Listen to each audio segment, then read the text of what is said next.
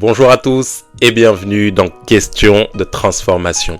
Alors aujourd'hui nous avons une question de Michael qui nous vient de Kinshasa et la question de Michael est la suivante. Bonjour pasteur, est-ce qu'on peut être un chrétien et continuer de lutter contre la masturbation et la pornographie ? C'est une bataille que je n'arrive pas à gagner.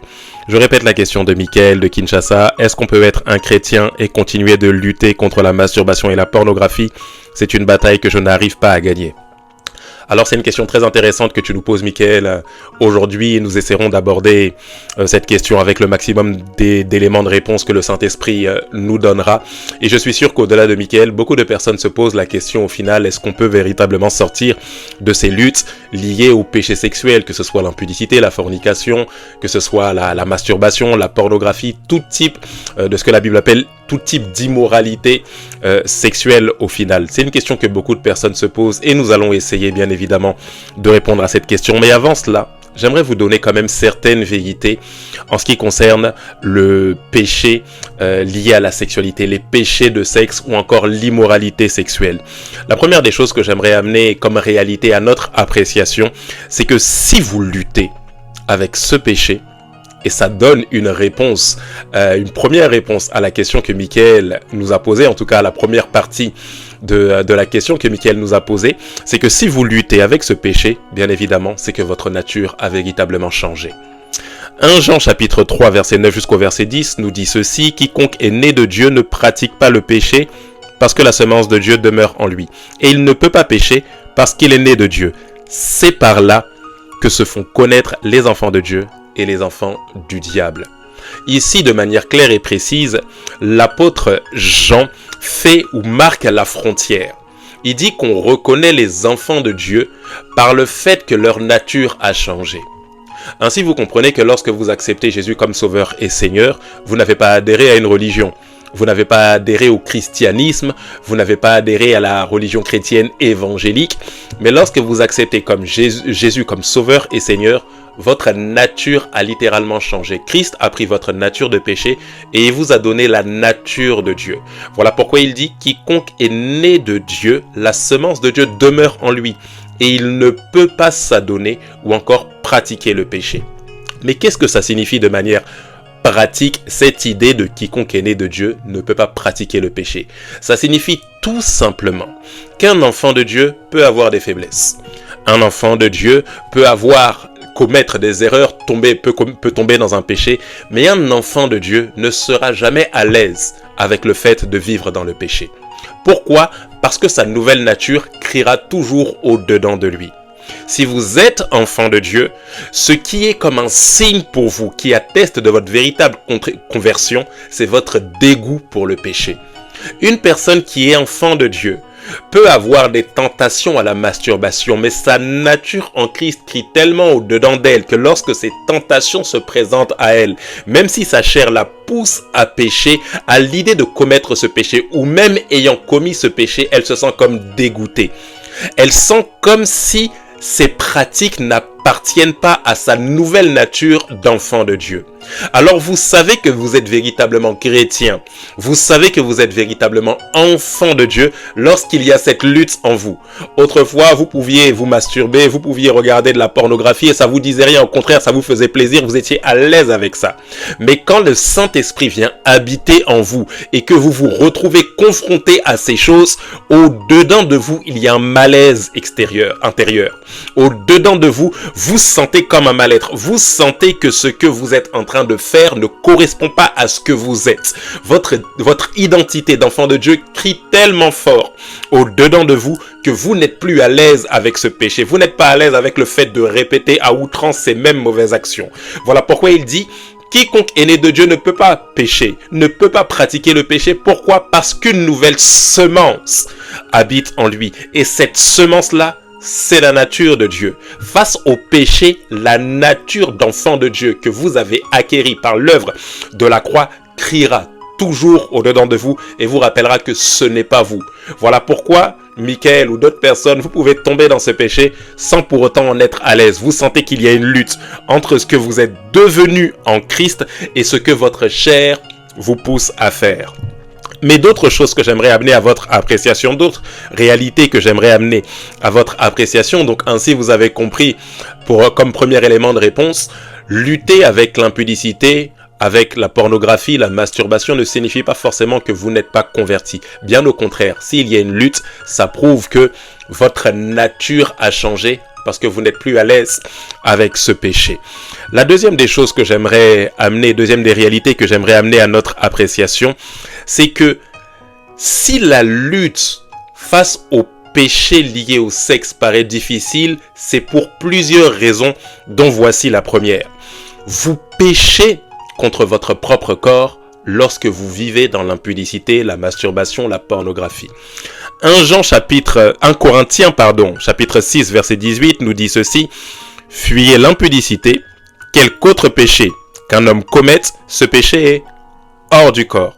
Mais celui qui se livre à l'impudicité pêche contre son propre corps. » Rappelez-vous toujours que au niveau des péchés, il n'y a pas de hiérarchie, mais en ce qui concerne les conséquences, les effets ne sont jamais les mêmes. Voler n'est pas identique à commettre l'impudicité. Ainsi, les conséquences liées à tel ou à tel péché différeront en fonction du péché qui est commis.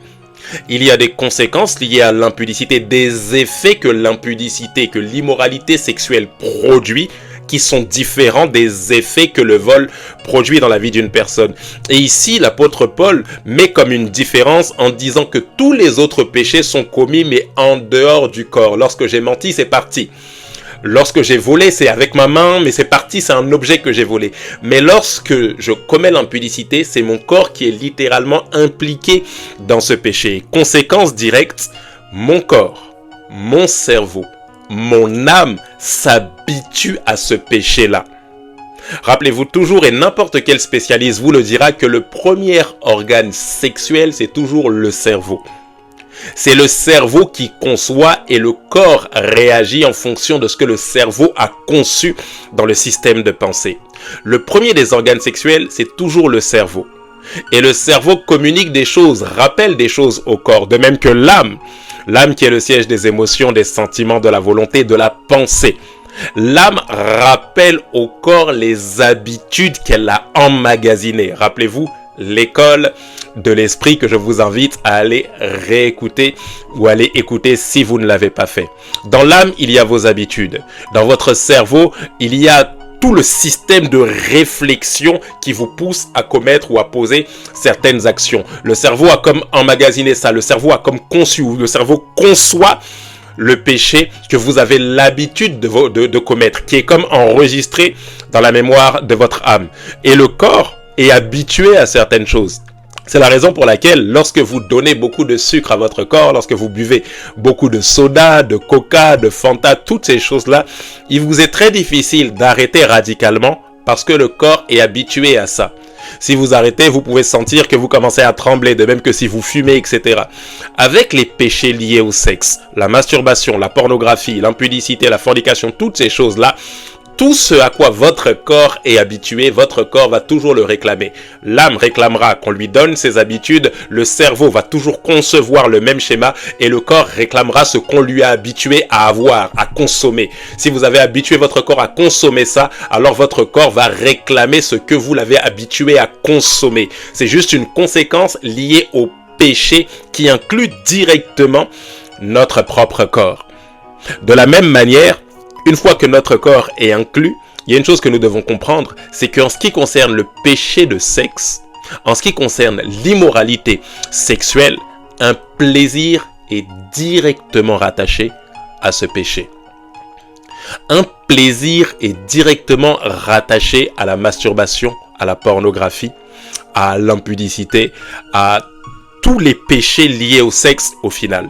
Pourquoi? Parce que pour pécher, je dois inclure mon corps. Si vous voulez, le péché de sexe est le péché dans lequel votre corps est le plus impliqué. Voilà pourquoi la Bible dit qu'on pêche contre notre propre corps. Pour pouvoir pécher de ce péché-là, il faut que mon corps soit en permanence en action. Il faut que j'inclue mes organes génitaux, toutes ces choses-là. Mon corps doit être impliqué pour que je puisse recevoir les bienfaits de ce péché. Permettez-moi de vous donner un exemple pour que vous puissiez comprendre. Si je commets un vol. C'est ma main qui va prendre un objet pour voler. Mais mon plaisir, à moins que je sois confronté à un kleptomane, mais d'une manière générale, mon plaisir ne se trouve pas dans le fait de voler, mais dans l'objet que je vais obtenir en volant. Tout comme lorsque je mens, mon plaisir n'est pas d'abord dans le mensonge, mais mon plaisir vient dans le fait que je mente me fasse échapper à telle ou à telle situation. Mais lorsque je commets l'impudicité, lorsque je pratique la masturbation, mon plaisir vient en pratiquant l'action de commettre la masturbation ou de regarder de la pornographie ou de commettre l'impudicité. C'est en faisant cette action que vient mon plaisir. Lorsque je vole, le plaisir vient après parce que j'ai reçu mon objet. Lorsque je mens, le plaisir vient après parce que j'ai échappé à une situation. Mais lorsque je commets l'impudicité, c'est en commettant ce péché que je ressens le plaisir. Voilà pourquoi le cerveau me rappelle toujours le plaisir que cela m'a procuré pendant que je pratiquais ça. Vous voyez ici le défi qui est totalement différent de n'importe quel autre péché. Vous impliquez votre corps et dans cette implication, le corps reçoit un plaisir. Du coup, le corps réclamera le plaisir. Et comme le corps sait que le seul moyen d'avoir ce plaisir, c'est en pratiquant ça, alors le corps réclamera de pratiquer ça. J'espère que jusqu'ici, vous comprenez un peu là où le Seigneur veut nous emmener par rapport à la réalité qui est liée à ce péché, qui est l'immoralité sexuelle. Les enjeux ne sont pas les mêmes. Voilà pourquoi mieux vaut ne pas tomber dans ce péché, parce que les effets que cela produira n'aura pas les mêmes conséquences que si c'était un autre péché. Mais par la grâce de Dieu, il existe quand même une solution pour en sortir, ou des solutions, plusieurs solutions que le Seigneur nous donne pour en sortir. Rappelez-vous toujours que Jésus a dit, vous connaîtrez la vérité et cette vérité vous affranchira, ou encore cette vérité vous rendra libre. Il va plus loin au verset 36 de Jean chapitre 8. Il dit, si le Fils vous affranchit, alors vous serez réellement libre, ou en d'autres termes, totalement libre. La liberté que Christ vous offre n'est pas une liberté qui est partielle, c'est une liberté qui est totale. Vous devez croire que c'est possible de sortir de la masturbation, de sortir de la pornographie, que si le Saint-Esprit est venu habiter en vous parce que vous avez reçu Jésus comme Sauveur et Seigneur, vous devez croire que rien ne peut tenir devant vous parce que rien ne tient devant votre Seigneur. Alors avant de terminer, j'aimerais quand même vous donner certaines clés ou certaines astuces ou certains secrets qui vous permettront de sortir et d'en finir avec la masturbation, d'en finir avec la pornographie. La première des clés, le premier des secrets que j'aimerais amener à votre appréciation, c'est que vous devez rejeter la culpabilité de 3 manières. Vous devez rejeter la culpabilité de 3 manières. Premièrement, en déclarant que vous êtes juste malgré le péché que vous commettez. 2 Corinthiens chapitre 5 verset 21, la Bible dit ceci, celui qui n'a point connu le péché en parlant de Christ, il l'a fait devenir péché pour nous en parlant du Père, afin que nous devenions en lui, en parlant de Christ, justice de Dieu. Le Père a pris notre nature du péché et a mis cette nature du péché sur Christ, ce qui fait que Christ est devenu péché pour que nous devenions justice de Dieu. Vous êtes justifiés, vous êtes la justice de Dieu. Vous êtes la justice de Dieu de quelle manière? Pas par vos actions, mais par l'action de Christ à la croix. Vous êtes la justice de Dieu, mais de quelle manière? Par la foi. Vous devez le déclarer. Rappelez-vous, la foi a un langage. Vous devez déclarer, je suis justifié à cause de ce que Christ a accompli pour moi. C'est très difficile de déclarer que nous sommes justes lorsque nous venons de commettre un péché. Nous nous sentons sales. Mais rappelez-vous, la justice de Christ est une justice que nous obtenons par la foi, pas parce que nous ressentons. Ce n'est pas parce que vous vous sentez sale que vous êtes sale aux yeux de Dieu. Vous devez déclarer ce que Christ a fait et non pas votre condition. Vous devez déclarer non pas ce que vous faites, non pas le péché qui vous a fait tomber, mais vous devez déclarer ce que Christ a accompli pour vous. Et qu'est-ce que Christ a accompli pour vous? Il vous a justifié par l'œuvre de la croix. Deuxième manière de rejeter la culpabilité, c'est de courir dans la présence de Dieu dès l'instant où vous venez de tomber dans un péché. L'une des erreurs les plus graves que la plupart des personnes qui sont confrontés justement à ces péchés liés au sexe, parce que le péché lié au sexe cause tellement une grande culpabilité, étant donné que nous avons impliqué notre corps, qui est le temple du Saint-Esprit, dans ce péché, le niveau de culpabilité monte tellement que nous avons l'impression que Dieu ne veut plus de nous. Quand nous commettons l'impudicité, la masturbation, la pornographie, ce niveau de culpabilité monte tellement que nous nous sentons tellement sales, que nous pensons que Dieu est si loin de nous, que Dieu ne peut pas nous agréer, que nous devons attendre 1 semaine, 2 semaines avant de nous approcher de Dieu, le temps de faire le rite de purification. Vous devez comprendre une chose, fuir la présence de Dieu parce que nous venons de pécher. Fuir la présence de Dieu parce que nous avons un problème de péché, c'est comme refuser d'aller chez le médecin alors que nous sommes malades. Lorsque vous êtes malade, la première des choses que vous vous dites, ce n'est pas je vais attendre de guérir pour aller voir le médecin, mais je vais aller chez le médecin pour que le médecin puisse me guérir. C'est cette logique spirituelle que Christ lui-même donne à ses contemporains lorsqu'il leur dit les gens en bonne santé n'ont pas besoin de médecin. Mais ce sont les malades qui en ont besoin. Il implique ici une logique spirituelle. Vous ne pouvez pas être transformé par Dieu tout en étant loin de Dieu. La transformation se fait dans sa présence, tout comme la guérison se fait dans le cabinet médical. Vous êtes confronté à un péché.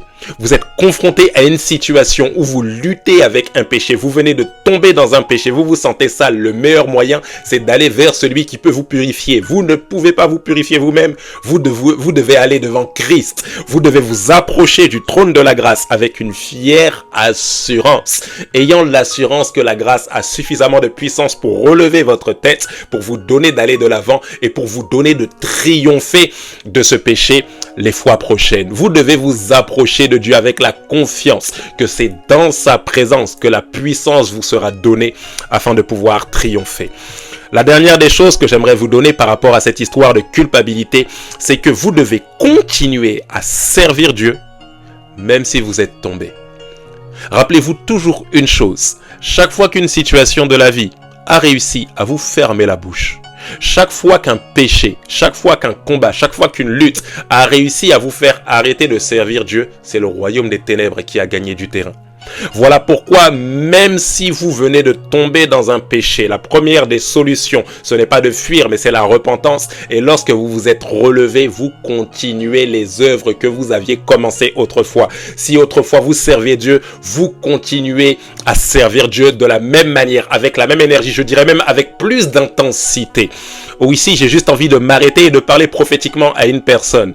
Quel que soit ce qui t'a fait tomber n'est pas une raison suffisante pour cesser de servir Dieu. Relève-toi et continue à pratiquer les premières œuvres que tu as pratiquées lorsque tu es rentré dans cette vie chrétienne. Tu dois continuer à servir Dieu. Le fait de continuer à servir, même lorsque j'ai une lutte, n'est pas un aveu d'hypocrisie, mais c'est le désir de plaire à celui qui nous a enrôlés. Vous devez continuer à servir Dieu, quelles que soient les luttes auxquelles vous faites face, parce que ainsi vous déclarez par la foi que vous croyez que votre péché n'est pas plus fort que le Seigneur qui vit au-dedans de vous et qui vous a enrôlés. Même si vous avez commis une erreur, vous restez un ambassadeur. Même si vous avez commis un péché, même si vous tombez dans un péché, ça ne change pas votre nature d'enfant de Dieu justifié par l'œuvre de la croix.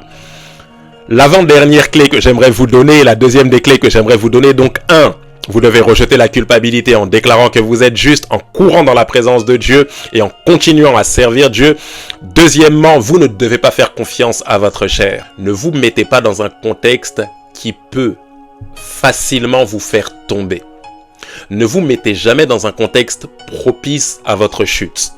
Vous savez que le contact avec le sexe opposé au bout d'une certaine heure au téléphone peut vous faire tomber rapidement dans la masturbation. Alors au bout d'une certaine heure, refusez d'être au téléphone, refusez d'échanger des textos, refusez d'échanger au bout d'une certaine heure si vous savez que ce contexte va vous faire tomber. Refusez de vous retrouver dans la même maison, dans la même voiture au bout d'une certaine heure, même si vous devez raccompagner la personne. Refusez ça si vous savez que ça va vous faire tomber. Vous connaissez vos habitudes, vous connaissez votre corps, vous savez les choses qui facilement ou rapidement peuvent vous faire glisser, peuvent vous faire chuter. Alors ne faites pas confiance à votre chair. Je vous rappelle que la confiance dans la chair, c'est le fait de s'appuyer sur son propre raisonnement, se disant bon, je vais quand même faire et je vais essayer de résister. De toute façon, voilà, je pense que voilà, c'est juste un coup de fil, je la raccompagne juste, je le raccompagne, il n'y a rien de mauvais, on va juste échanger quelques minutes en bas et puis on va se séparer. Ne faites jamais confiance à votre chair, parce que dans la chair, il n'y a aucune capacité de résistance. Pour résister, vous devez écouter la voix de l'esprit. Et face à ce péché, il n'y a pas d'homme fort. La Bible nous donne une seule clé de résistance, c'est la fuite. La Bible dit, ne résistez pas à l'impudicité, mais fuyez l'impudicité. Allez très loin de ça, le plus loin possible. C'est de cette manière que vous pourrez en triompher. La dernière des clés que j'aimerais amener à notre appréciation pour répondre à cette question de Michael sur comment triompher de tout ce qui est masturbation, pornographie, au final, de péché lié à la sexualité, c'est d'exposer le péché en parlant à une personne de confiance. Vous devez exposer le péché. Lorsque vous voyez que toutes les clés précédentes n'ont pas fonctionné, il reste une clé qui est redoutable, c'est l'exposition du péché. Rappelez-vous toujours que le terrain favori du royaume des ténèbres, de la chair, du monde et de Satan, c'est les ténèbres. Le terrain favorable du diable, c'est l'obscurité. Lorsqu'il n'est pas vu, c'est son meilleur mode opératoire. Il arrive à mieux fonctionner lorsqu'il est caché. Voilà pourquoi la Bible l'appelle, à travers les dires de l'apôtre Paul, le prince de ce monde de ténèbres. Plus il est dans les ténèbres et plus il arrive à régner en maître, plus il arrive à régner en prince. Pourquoi? Parce qu'il n'est pas vu. C'est comme s'il nous maintient comme dans une forme d'ignorance, comme dans une forme d'obscurité. Et plus nous sommes cachés avec notre péché, nous nous disons que nous allons résister, que la prochaine fois, nous n'allons pas tomber, c'est pas grave, nous allons réessayer sans en parler à personne, ça va le faire cette fois-ci. Mais si ça ne le fait pas, pourquoi ne pas exposer et en parler à quelqu'un de confiance? Ici, je ne vous dis pas d'aller crier sur tous les toits que vous vivez tel ou tel péché, mais de vous approcher d'une personne de confiance. Un aîné dans la foi, un grand frère, un frère, une sœur, une personne à qui vous pourrez vous confier. Une personne à qui vous pourrez rendre des comptes sur comment est-ce que la situation se passe aujourd'hui, comment est-ce que s'est passé la semaine, combien de fois est-ce que vous avez pu tomber dans tel ou tel péché. Une personne qui pourrait être comme un partenaire de prière pour vous, une personne qui saura vous donner des conseils et qui saura vous accompagner dans votre processus de sortie de ce péché, de sortie de cette addiction. Parfois, le meilleur moyen de vaincre le péché lié au sexe, c'est l'exposition. Lorsque vous exposez ce péché, rappelez-vous que ce n'est pas vous que vous exposez, mais c'est le royaume des ténèbres qui est mis en lumière. C'est les œuvres du royaume des ténèbres, les œuvres de la chair. Ce n'est pas vous. Il est vrai que c'est mon corps qui est impliqué, donc je me sens un peu nu d'en parler, etc. Mais ce n'est pas vous, parce que votre nature, c'est d'être enfant de Dieu. Vous exposez le fait que le royaume des ténèbres essaie d'avoir une emprise sur vous. C'est le premier pas vers la victoire. Parce que lorsque le diable, un démon, lorsqu'une œuvre de la chair est exposée face à la lumière de Christ, elle ne tient jamais. Alors Michael, pour répondre à ta question, ce n'est pas parce que tu as des luttes avec la pornographie ou la masturbation que tu n'es pas enfant de Dieu, bien évidemment, bien au contraire. Ces luttes ou le fait que tu sois en train de lutter démontre que ta nature est contre ou que ta nature va contre ça, mais il y a la possibilité de pouvoir en sortir. Lorsque tu es confronté à ces choses, tu as plusieurs moyens de pouvoir en sortir que nous avons énumérés, à savoir rejeter la culpabilité en déclarant ta nature de juste, en courant dans la présence de Dieu et en continuant de servir Dieu même si tu es tombé dans ce péché, en refusant de faire confiance à ta chair et en exposant ce péché en parlant à une personne de confiance. J'espère t'avoir aidé en tout cas Michael et avoir aidé plusieurs personnes en répondant à cette question. En tout cas, on se dit à la fois prochaine avec d'autres réponses encore à plusieurs questions qui nous ont été posées. Je vous dis à très très bientôt la famille et rappelez-vous, c'est juste une question de transformation. Que Dieu vous bénisse. Bye bye.